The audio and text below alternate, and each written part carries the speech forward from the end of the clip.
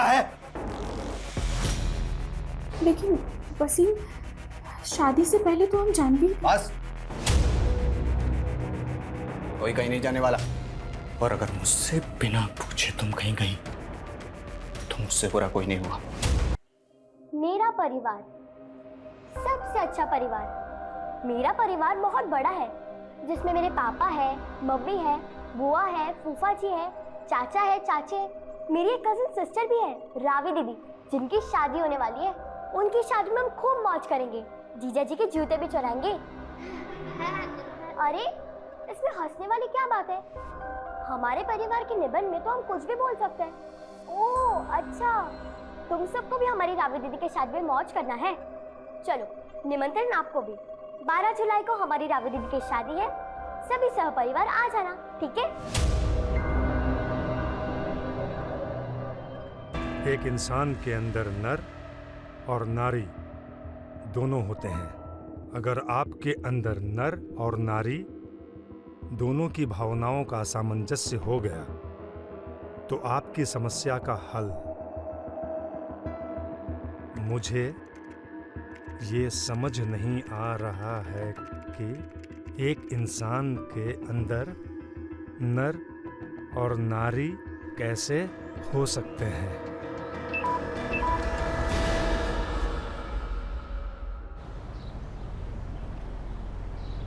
113, 114, 115, 116। जिंदगी भर पेट भरो और कसरत करो, काम धंधा तो कुछ है नहीं तुझे। अरे भैया, अच्छा आप आ गए। हाँ बोल।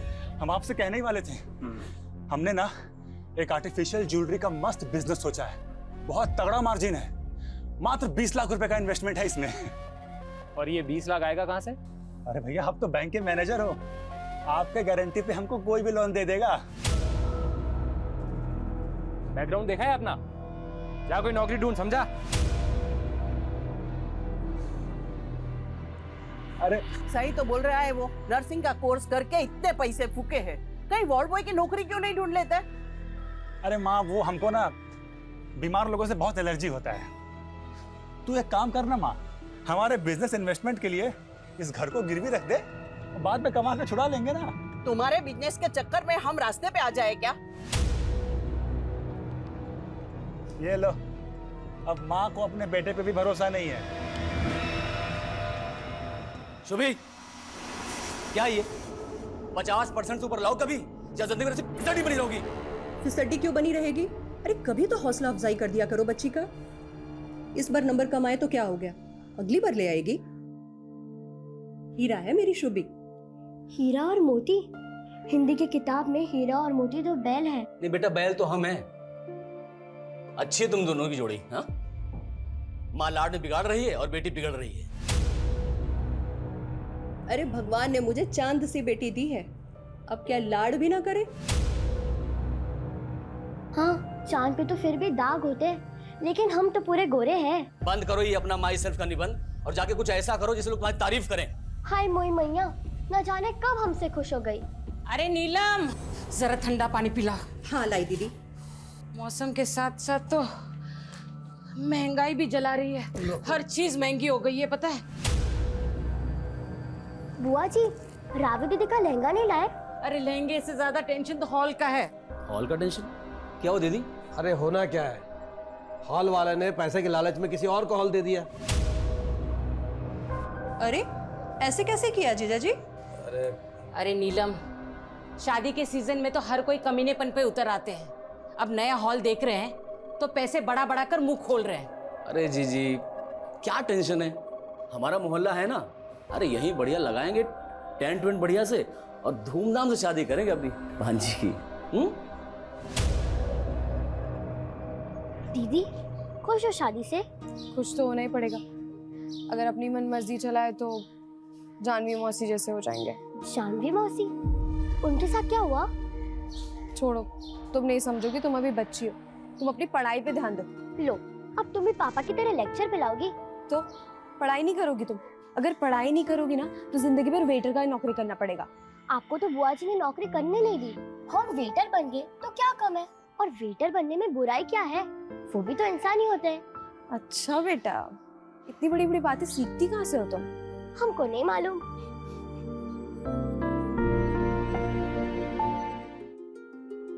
भाई कैटरिंग का सामान सब आ गया ना? सब आ गया। और देखो बेटा संभाल के देखो, लाइटिंग का पूरा ध्यान रखना और गेट सामने लगा क्योंकि बारात उधर से आएगी, समझ रहे हो ना? आप चिंता मत करो, सब अच्छे से हो जाएगा। अरे जीजा जी आप कहाँ इन चक्करों में फंसे हैं, हम करवाते हैं। अरे छोटे साले साहब, आपको तो करवाना ही है। अरे आप दोनों के होते हुए मुझे क्या चिंता? वानी तुम अंदर जाओ, जाके किरण दीदी और नीलम भाभी का हाथ बटाओ, जाओ। अरे अरे अरे डॉक्टर साहब, अरे अरे अरे क्या कर रहे हैं आप? वही जो शादी के घरों में होता है, मिल बांट कर काम करने से सब हो जाता है। अरे वाह डॉक्टर साहब, बहुत बढ़िया।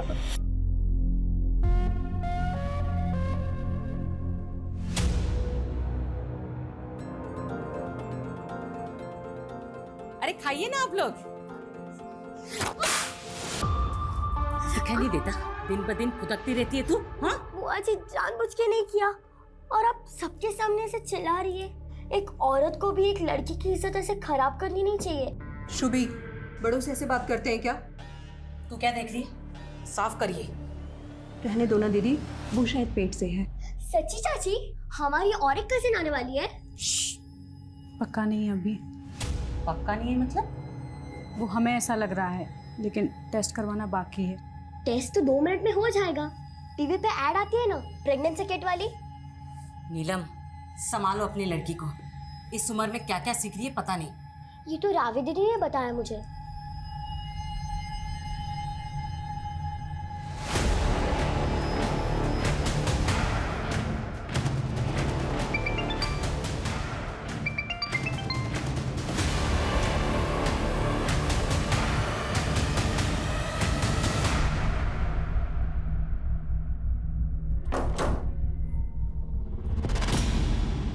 कहाँ जा रही हो?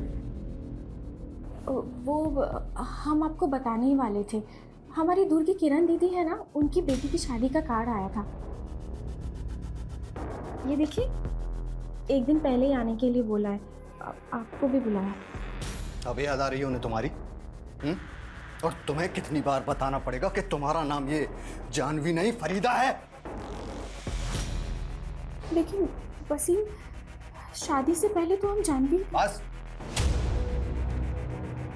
कोई कहीं नहीं जाने वाला। और अगर मुझसे बिना पूछे तुम कहीं गई तो मुझसे बुरा कोई नहीं हुआ।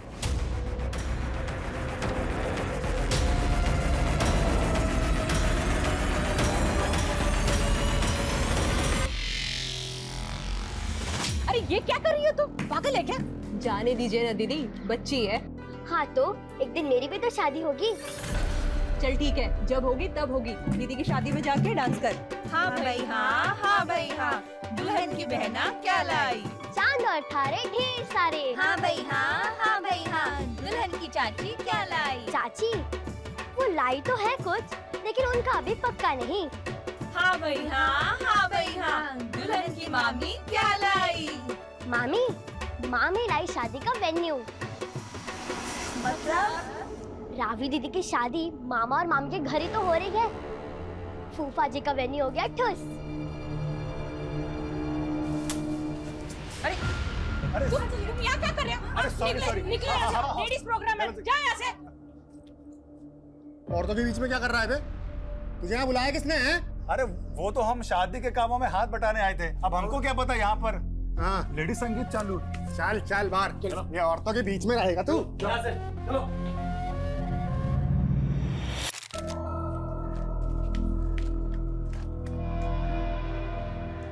क्या हुआ विष्णु भैया, फूल क्यों तोड़ रहे हो? उदास हो क्या? अरे हम कभी उदास होते हैं क्या? लेकिन जब भी अपना इमेज ठीक करने जाते हैं, कोई ना कोई कांड हो जाता है। इमेज सुधारने के लिए जॉब करना पड़ता है। देखना शुभी, बहुत जल्द हम अपना एक्सपोर्ट का काम शुरू करेंगे और उसके बाद फिर इस मोहल्ले के सबसे रईस आदमी बन के दिखाएंगे। हम भी लाइफ में कुछ बड़ा करना चाहते हैं। तुम हमको अपना बिजनेस पार्टनर बनाओगे? तुम हमारे बिजनेस पार्टनर? तुम्हें पता है ना, पार्टनर बनने के लिए इन्वेस्ट करना पड़ता है। अच्छा, कितना इन्वेस्ट करना पड़ेगा? यही कोई 20 लाख, और अगर हम पार्टनर हुए तो हम दोनों के 10-10 लाख। 10 लाख? हमको तो पॉकेट मनी पे सिर्फ 10-20 रुपया मिलता है। 10 लाख की आसामी नहीं है हम। अच्छा, और अगर हम तुम्हें किडनैप कर लें, उसके बाद तुम्हारे घर वालों से फिरौती की रकम मांगे, तब तो पता चल जाएगा तुम कितनी बड़ी आसामी हो।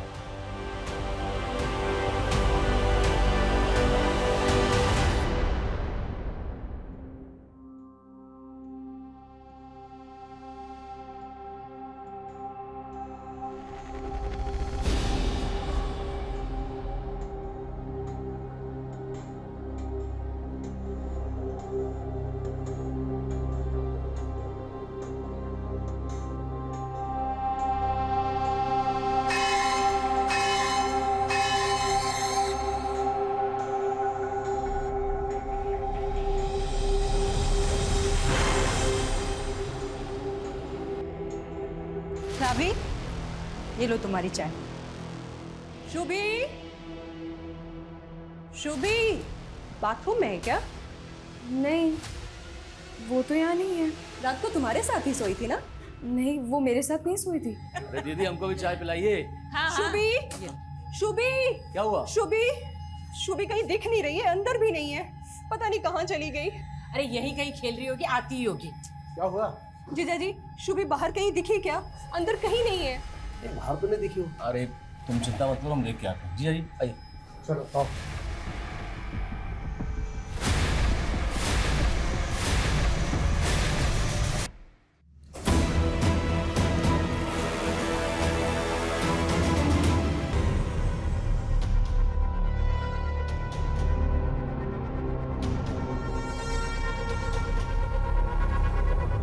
शांत हो जाओ, आ जाएगी वो।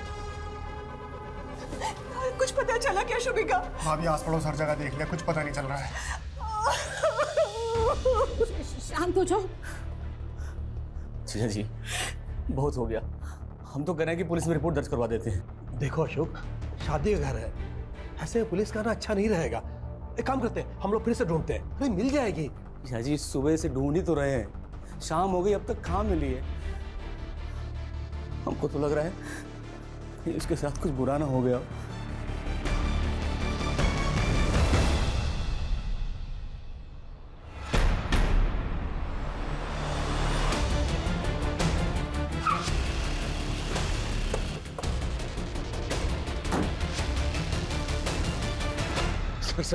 सर मेरी बेटी शुभी पता नहीं कहाँ गायब हो गई। आपने उसे आखिरी बार कब देखा था? सर कल रात तो अपनी बहन रावी के साथ उस कमरे में सोई थी। सर कल हम बहुत ज़्यादा थके हुए थे, इसलिए हम 9 बजे ही सो गए थे। हमें नहीं पता वो कब आई और कब गई थी। तो आपने भी शुभी को रात को नहीं देखा था? नहीं सर, पर जब हम सुबह उठे तो शुभी नहीं थी हमारे कमरे में। सर कल मेरी बेटी की शादी है, बच्ची को जल्द से जल्द ढूंढ दीजिए। आप फिक्र मत कीजिए, हम ढूंढ लेंगे उसे।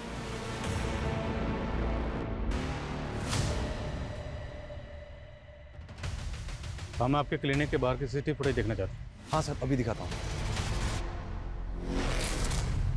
अरे ये तो विष्णु है सर। कौन है विष्णु? हमारे ही मोहल्ले का लड़का है सर। कमीना बिन बुलाया मेहमान, कल तक शादी के हर काम में हाथ बटा रहा था, लेकिन आज सुबह से दिखाई नहीं दे रहा है। सर बहुत गंदी नजर है लड़के की। सर कल औरतों के फंक्शन में घुस गया था। बीच में, यहाँ औरतों के बीच में। चल इधर बाहर। घर कहाँ है इसका विष्णु का? जी साहब। विष्णु कहाँ है? जी साहब, हम हैं विष्णु। शुभी कहाँ है? शुभी?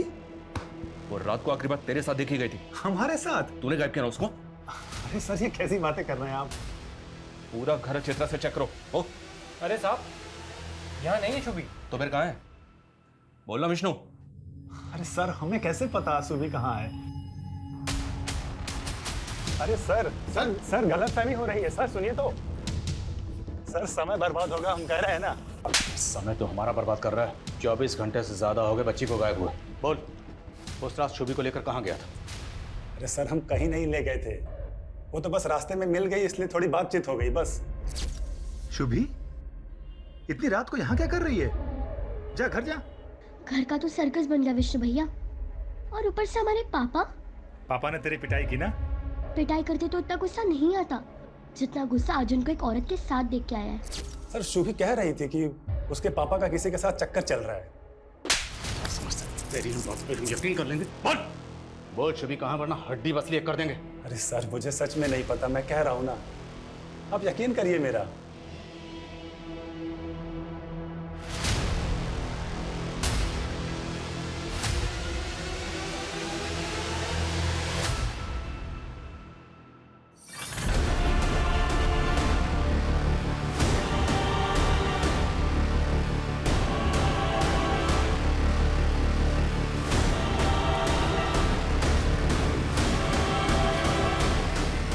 आइए सर।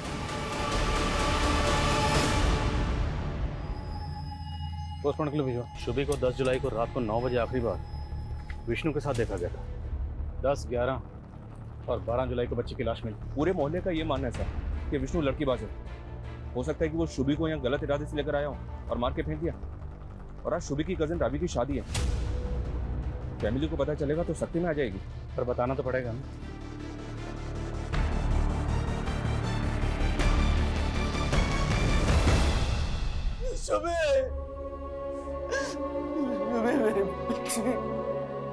मेरा परिवार सबसे अच्छा परिवार। मेरा परिवार बहुत बड़ा है, जिसमें मेरे पापा है, मम्मी है, बुआ है, फूफा जी है, चाचा है, चाची है, मेरी एक कजिन सिस्टर भी है, रावी दीदी। इतना बड़ा धक्का लगा है, समझ भी नहीं रहा क्या करें, क्या बोले लड़के वालों को। अब 1 घंटे बाद वो लोग बारात लेकर निकलने वाले हैं। सिया जी,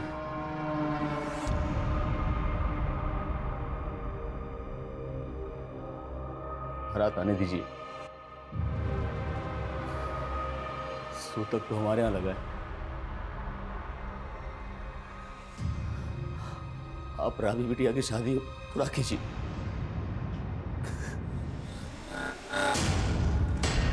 क्या बात है, आज तो रावी की शादी है ना, तो आप सब लोग ऐसे क्यों? कमीनी, तू क्या हमें खून के आंसू रोते देखने आई है? बस कीजिए नीलम भाभी, ये आप क्या बोल रही हैं? हमें तो किरण दीदी ने न्योता दिया था, माना कि हमने खानदान के खिलाफ जाकर वसीम से शादी की, लेकिन हूँ तो आप ही की रिश्तेदार ना। लेकिन हुआ क्या है?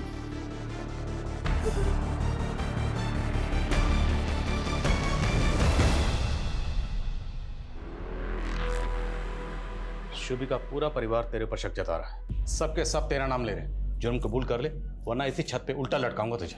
आप जबरदस्ती हमको तोड़कर गुनाह कबूल कराना चाहते हैं। हमको फांसी पे चढ़ा के आपको मेडल मिल जाएगा। ओए, नौटंकी मत कर। अगर आपको नौटंकी लगता है तो आप करिए कार्रवाई, लेकिन सर आपको बता देते हैं, आज का दिन 12 जुलाई आपके करियर का काला दिन होगा।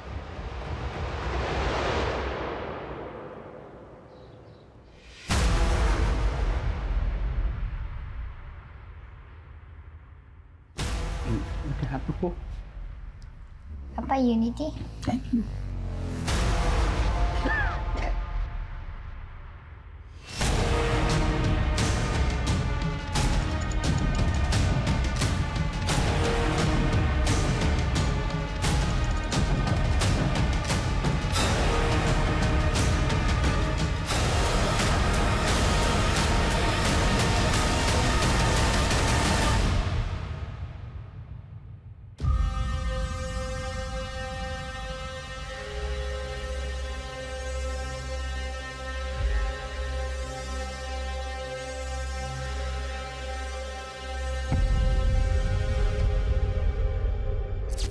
रावी दीदी, हमारी टीचर कहती है कि इंसान चाहे किसी भी कम्युनिटी का हो, कम्युनिटी अच्छी बुरी नहीं होती, अच्छी बुरी तो लोग होते हैं, और हमें जानवी माँ से बुरी नहीं लगती। हाँ, लेकिन हमारी फैमिली को तो बुरी लगती है ना। और मालूम है, अब उनका नाम जानवी नहीं है, फरीदा है।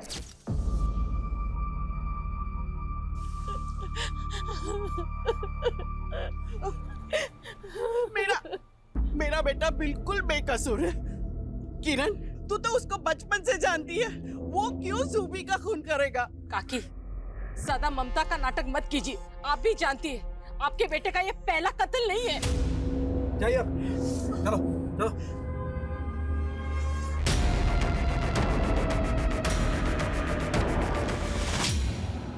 शुभी की पीएम रिपोर्ट के हिसाब से पहले उसको हाथ पर बांध के टॉर्चर किया गया, फिर गला दबा के उसको मार दिया गया।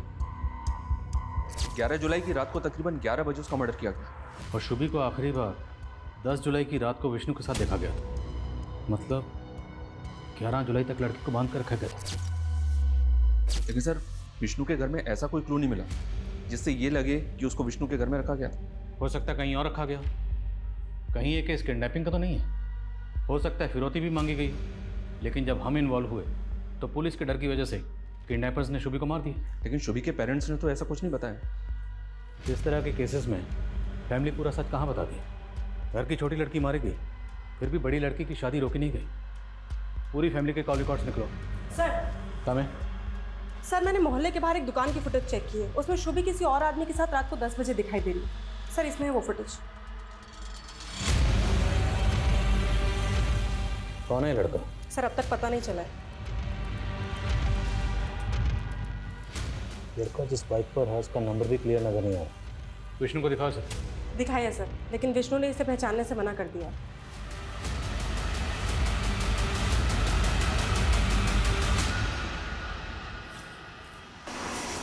बोला था ना तुझे कि तू वहां नहीं जाएगी। तुमने मुझ पर हाथ कैसे उठाया? आइंदा तुमने मुझ पर रोब जमाने की या हाथ उठाने की कोशिश की ना, तो हम सहेंगे नहीं। तेरी इतनी हिम्मत! बस।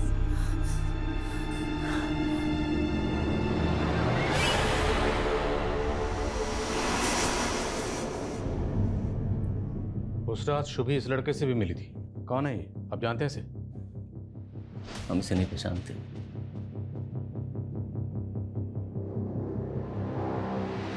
इस कैमरे की पिछले दिनों की फुटेज निकलवाओ। हो सकता है वो बाइक वाला लड़का पहले भी इस एरिया में आया। Okay sir. हमें पता चला डॉक्टर राजेश का क्लिनिक बंद है शुभी की लाश मिलने वाले दिन से। कहाँ है वो? सर, उनको तो किसी अर्जेंट काम से गांव जाना पड़ा था। कहाँ के रहने वाले?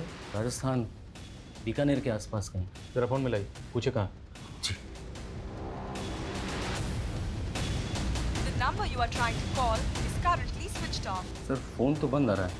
12 जुलाई को हमें शुभी की लाश मिली और उसी दिन से ये डॉक्टर गायब है। आप लोगों को कुछ अजीब नहीं लग रहा? क्या मतलब? मतलब ये, क्या डॉक्टर राजेश आपकी बेटी शुभी के साथ ऐसा कुछ कर सकता है? सर, हमें तो ऐसा कभी नहीं लगा। लेकिन वो अशोक, वो 20 साल पहले वाली कैसी बात? राजेश के पिताजी ने हमारे पापा को कुछ पैसे उधार दिए थे। हमारे पापा वो पैसे टाइम से लौटा नहीं पाए। फिर कुछ दिनों बाद राजेश के पिताजी को हार्ट अटैक आया और उनकी मौत हो गई। राजेश ने इल्ज़ाम लगाया कि उसके पिताजी पैसे को लेकर टेंशन में थे, इसलिए उनको हार्ट अटैक आया। लेकिन राजेश का मेडिकल में एडमिशन हमने कराया था और डोनेशन भी दिया। राजेश ने कभी ये बात कभी दोहराई नहीं। वो तो उल्टा हमें अपनी फैमिली का सदस्य मानता है। पर हो सकता है उसके दिल में अभी भी उस बात की खालिश, लेकिन वो आप लोगों के सामने ना दिखा रहा।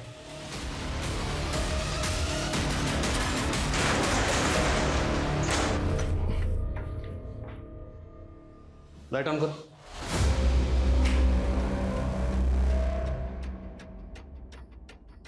सर, ये देखिए, हिडन कैम। सब जगह चेक करो। सर, एक ऊपर भी है। इन सारे कैमरास की फुटेज रिट्रीव करो। पता लगाओ ये डॉक्टर है कहाँ।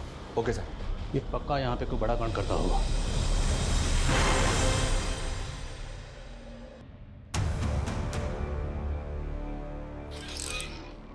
सर, समय उस बाइक वाले लड़के के बारे में तो कुछ पता नहीं चला है, लेकिन डॉक्टर के क्लिनिक में जो हिडन कैमरास थे उनकी फुटेज में एक चौंकाने वाली बात पता चली है। ये देखिए सर।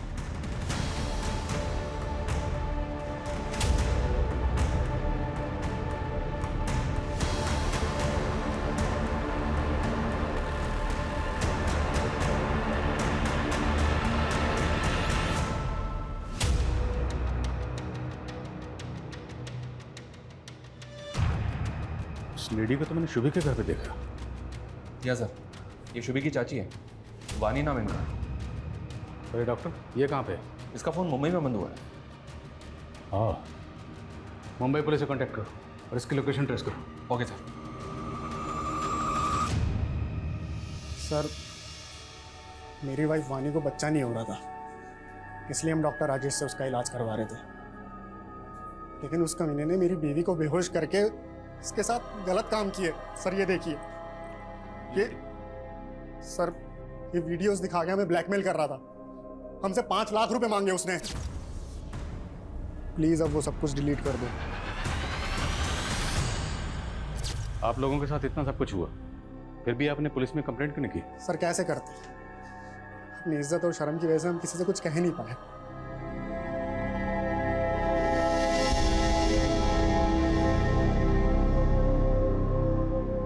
शुभी, तू कितना बोलती है बेटा?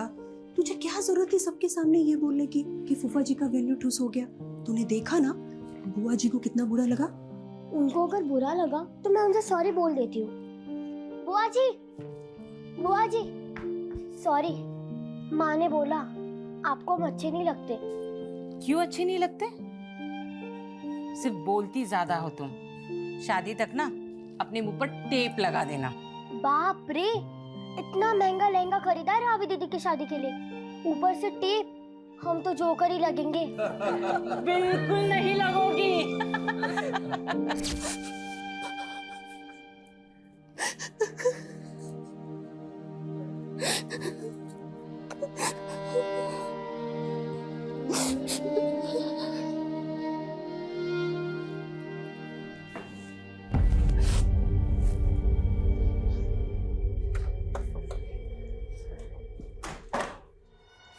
सर, ये विष्णु तो पहले भी जेल जा चुका है। 10 साल पहले का केस है। विष्णु अपने कॉलेज की एक लड़की को भगा के हिमाचल ले गया था।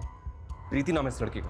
प्रीति तभी से गायब है, आज तक उसका पता नहीं चला है। लेकिन सर, तब प्रीति के पेरेंट्स का मानना था कि विष्णु ने उसको मार दिया है। विष्णु के खिलाफ कोई सबूत नहीं मिला, इसलिए उसे बेल मिल गई। इस प्रीति के इस फाइल को अच्छी तरह से स्टडी करो। हो सकता है इसमें कोई ऐसा क्लू मिले जिससे हमें उस बाइक वाले लड़के का कुछ पता चल सके। और ये तस्वीर प्रीति के माँ बाप को भी दिखाओ। लेकिन सर, प्रीति के माँ बाप की डेथ हो चुकी है। तो इस लड़के की तस्वीर विष्णु के भाई और माँ को दिखाओ। हो सकता है इस लड़के को जानते हो, लेकिन विष्णु को बचाने के लिए चुप बैठे। शुभी, ये लाइफ बहुत अजीब है। यहाँ सब कुछ नियम कानून से करना पड़ता है, और अगर ना करो तो लोग हमें गलत समझते हैं। लेकिन अपने भी अपने को ना समझे तो? बहुत बड़ी बड़ी बातें करने लगी हो। क्या हुआ, सब ठीक तो है? अब देखो ना, रावी दीदी के जिस लड़के से शादी हो रही है, दीदी उनसे प्यार नहीं करती, लेकिन जबरदस्ती शादी करनी पड़ रही है। सच कह रही हूँ, मेरे बेटे ने कुछ नहीं किया है। वो पहले भी बेकसूर था और अब भी बेकसूर है। देखिए, आप लोग अगर इस बाइक वाले लड़के के बारे में कुछ भी जानते हैं तो हमें बता दीजिए। अगर बाद में हमें पता चला ना कि आपको इसके बारे में कुछ भी पता था तो अच्छा नहीं होगा। सर कितनी बार बोले, हम सच में नहीं जानते इस लड़के को। उस बाइक वाले लड़के का प्रीति के केस में भी कोई रिकॉर्ड नहीं मिला सर। और हिमाचल पुलिस की इन्वेस्टिगेशन के अनुसार प्रीति को आखिरी बार विष्णु के साथ सोलन के एक लॉज में देखा गया था। होम स्टे प्लाजा नाम है उस लॉज का। उसके बाद से प्रीति गायब है। शर्मा, तुम एक काम करो, तुम पर्सनली हिमाचल जाओ और हिमाचल पुलिस से बात करो। हो सकता है उनसे बात करके हमारे केस से जुड़ी काम की बात पता चले। Okay sir. और डॉक्टर राजेश की क्या खबर? मुंबई में उसके किसी जान पहचान वाले का पता नहीं चला। तो हो सकता है किसी होटल या लॉज में छुप के बैठा।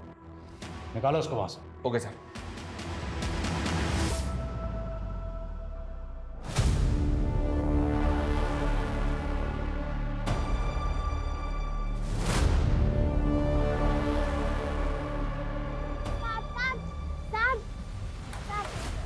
कुछ पैसे दे दो ना, बहुत भूख लगी है।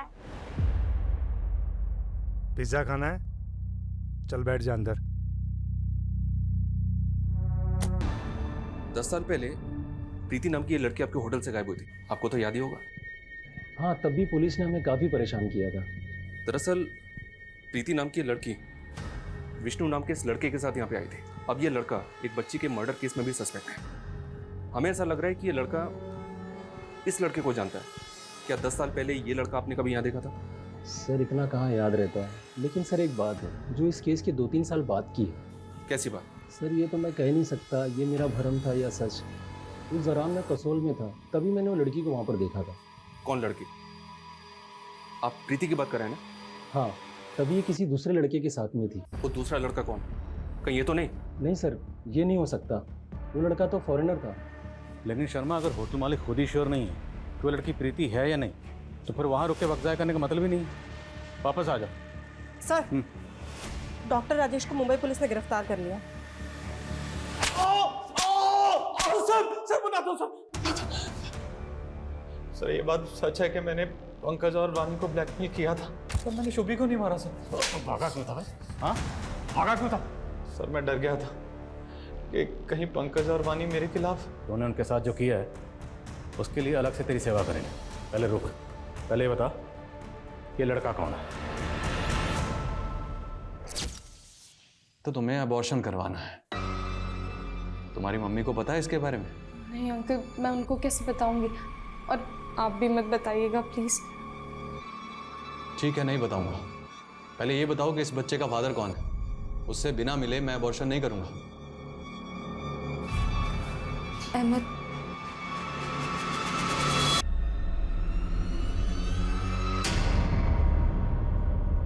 सर मेरी नई नई शादी हुई है अभी, प्लीज आप ये बात किसी को मत बताइएगा। बेफिक्र रहिए। आप ये बताइए कि आप अहमद से प्यार करती हैं? हाँ सर, मैं उससे शादी भी करना चाहती थी। आपके घर वाले अहमद को जानते हैं? जी सर। शुभी उस रात अहमद से क्यों मिली थी? ये बात सच में सर मैं नहीं जानती, क्योंकि अबॉर्शन के बाद मेरा उससे कोई कांटेक्ट नहीं था।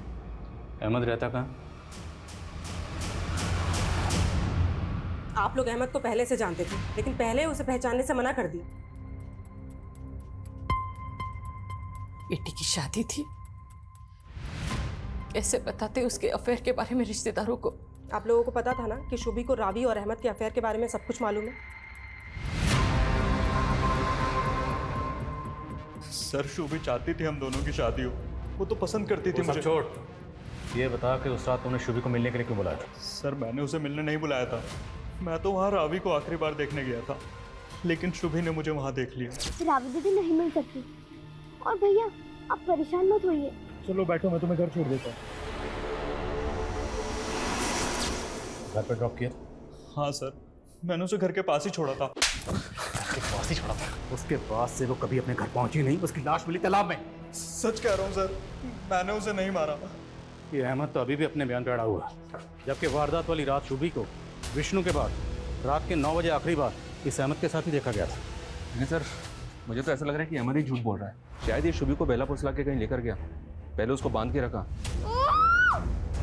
उसके बाद उसको मार दिया। हो सकता है उसने शुभी को किडनैप इसलिए किया हो ताकि फैमिली पे प्रेशर डाल सके रावी की शादी रुकवाने के लिए, लेकिन फैमिली ने शादी नहीं रोकी, तो हो सकता है उसने इसलिए शुभी को मार दिया कि अब तो रावी की शादी रुकेगी। लेकिन सर अगर मान ले कि अहमद सच बोल रहा है और इसने लड़की को घर के पास ही ड्रॉप किया, अगर इसने शुभी को घर के बाहर ड्रॉप किया था तो 10 साल की बच्ची और कहाँ जाएगी? जाहिर सी बात है घर के अंदर ही जाएगी। तो क्या शुभी घर के अंदर से गायब हुई है? ऐसा कौन करेगा? सर मैंने CDR चेक किया है, उस रात अशोक ने 12:30 बजे किसी को कॉल किया था, उसी नंबर से वापस आधे घंटे के बाद कॉल आया। सर शुभी कह रही थी कि उसके पापा का किसी के साथ चक्कर चल रहा है। कॉल लो व्हाट्सएप पे।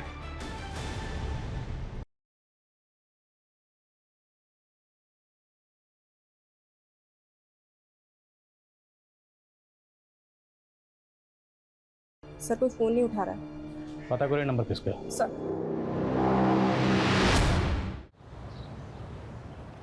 आपने हमसे सच छुपाया था। 10 जुलाई की रात को शुभी घर वापस आई थी।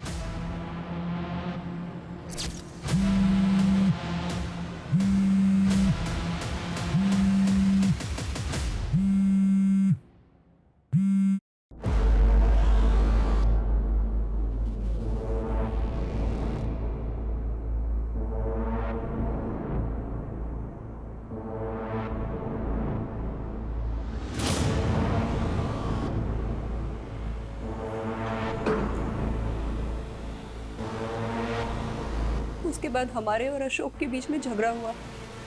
हमें ध्यान ही नहीं रहा शुभी कहाँ गई। हमें लगा कि वो रावी के कमरे में सोने चली गई होगी। तो ये बात पहले क्यों नहीं बताई? सब के सब यही झूठ बोलते रहे कि 10 जुलाई की रात को शुभी घर वापस आई नहीं। क्यों नहीं बताया? हम किस मुंह से कहते कि हमारे पति हमें धोखा दे रहे हैं? कम से कम अब तो आप ये बता सकती हैं ना कि आपकी बेटी शुभी को किसने मारा था? शुभी बेटी थी हमारी सर। मानते हैं कि उसे हमारे और जानवी के रिश्ते के बारे में पता चल गया था। जानवी ये दूर की सही, लेकिन रिश्ते में तुम्हारी बहन लगती थी।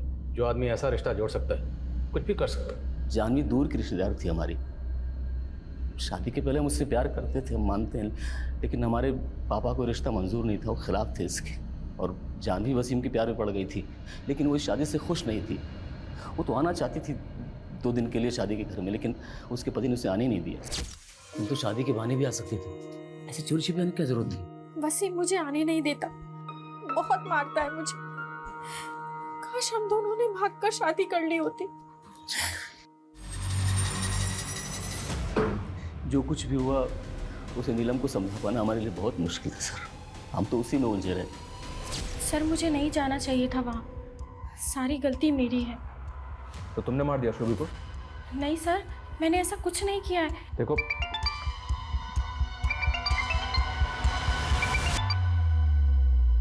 हेलो,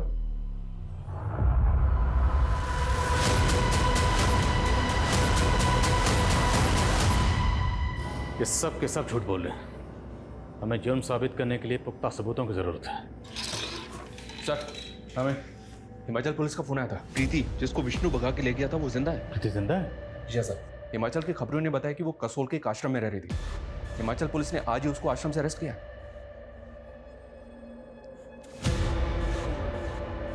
उसकी हालत बहुत खराब थी सर। प्रीति ड्रग एडिक्ट हो चुकी है।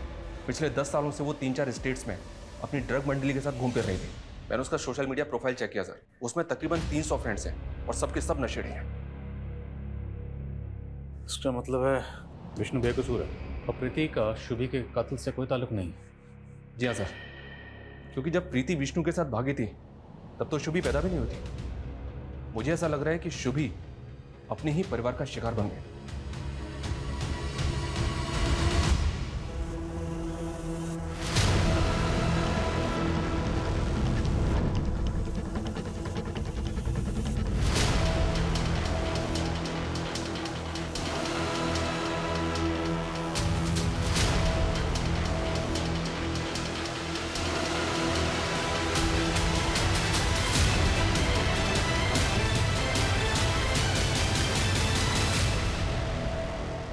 सर, हमें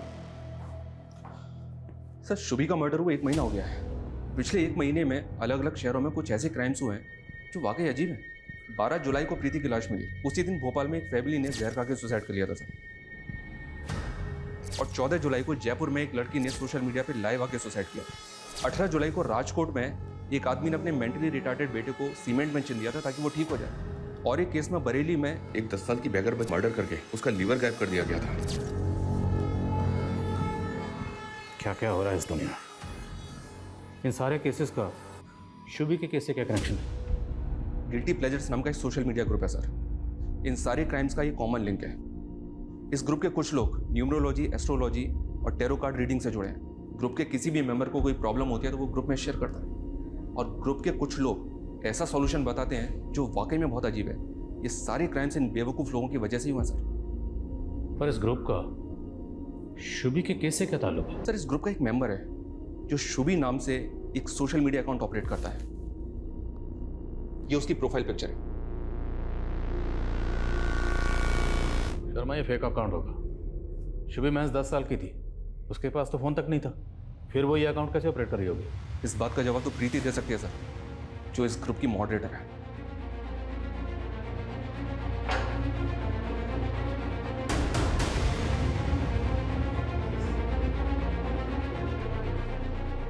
शुभी नाम का सोशल मीडिया अकाउंट किसका? कौन ऑपरेट कर रहा था इसे?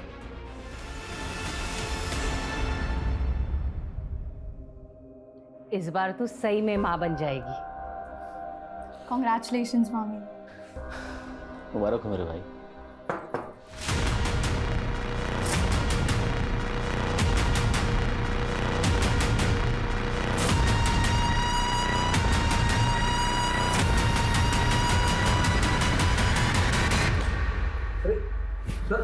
सर, अरे विष्णु और प्रीति का कॉलेज फ्रेंड था ना तुम? तो जानता था कि प्रीति जिंदा है। फिर भी जब प्रीति को मारने के इल्जाम में विष्णु अंदर गया तो चुप बैठा रहा। ये क्या बोल रहे हैं आप? प्रीति जिंदा है? जिंदा है बे। और ये तू भी अच्छी तरह से जानता है। गिल्टी प्लेजर ग्रुप, यही नाम है ना ग्रुप का जिसे प्रीति चलाती है। तू भी तो मेंबर है इस ग्रुप का। अब तू ये बता कि शुभी के नाम से तुमने अपना अकाउंट क्यों बनाया था? शादी से पहले वानी का नाम भी शुभी था। शुभी के पैदा होने पर वानी ने ही उसको ये नाम दिया था। मैं अपनी बीवी के नाम से अकाउंट चला रहा था। अशोक के फादर ने तुझे गोद लिया, अशोक ने तुझे सगे भाइयों की तरह प्यार किया और तूने उसी की बेटी को मार डाला। क्यों? क्योंकि तेरी अपनी औलाद नहीं हो रही थी और तूने इस प्रॉब्लम का सॉल्यूशन पूछा उस ग्रुप में। यही सच है ना? शर्मा, ये तेरी पूरी चैट हिस्ट्री।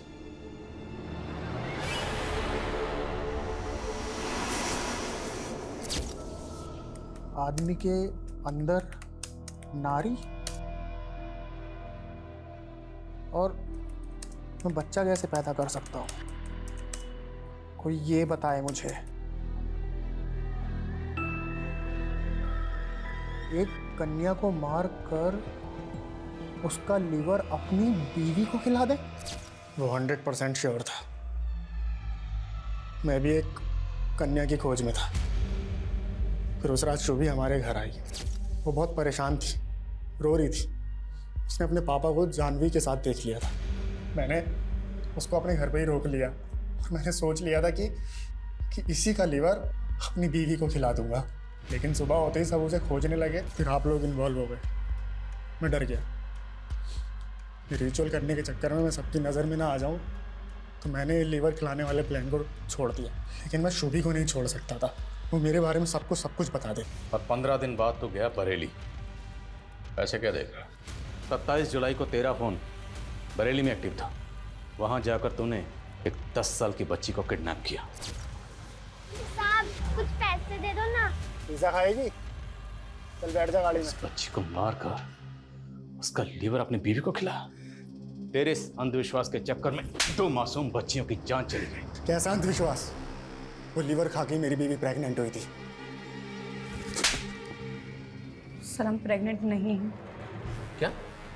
हमने सबसे झूठ बोला था सर। हम पंकज के पागलपन से घबरा गए थे, डर गए थे।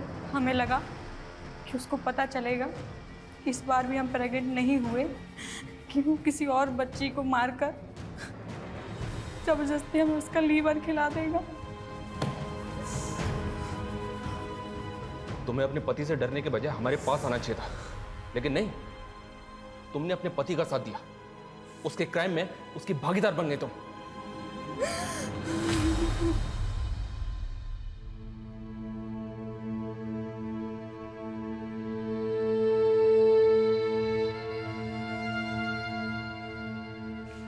ऐसा